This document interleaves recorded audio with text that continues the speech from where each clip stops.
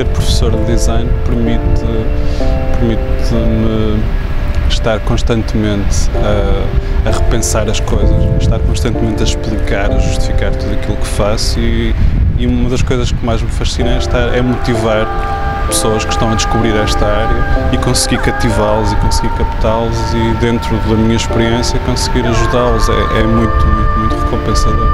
Desde 98 que sou professor de design.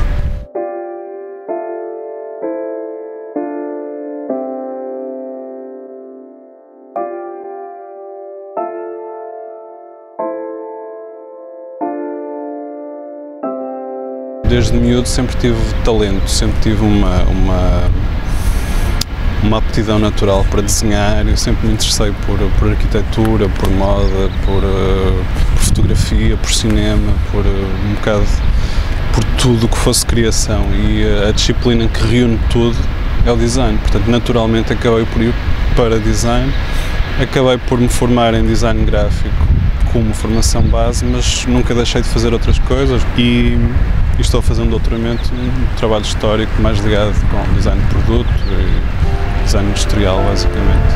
Portanto, sempre me interessei pelas áreas todas de design, de criação, ou seja, e o design permite-me precisamente abordar as coisas todas, abordar produto, interiores, comunicação, multimédia.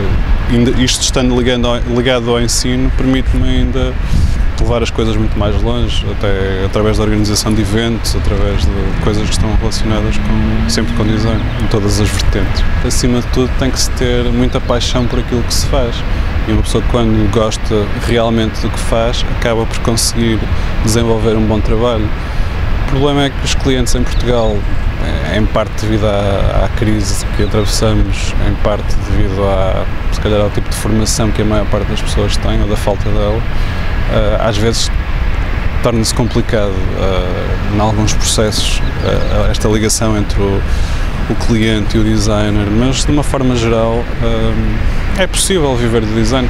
No meu doutoramento, uma coisa que sempre me fascinou, eu desde miúdo desde adolescente que sempre tive notas, é um veículo que sempre me atraiu, e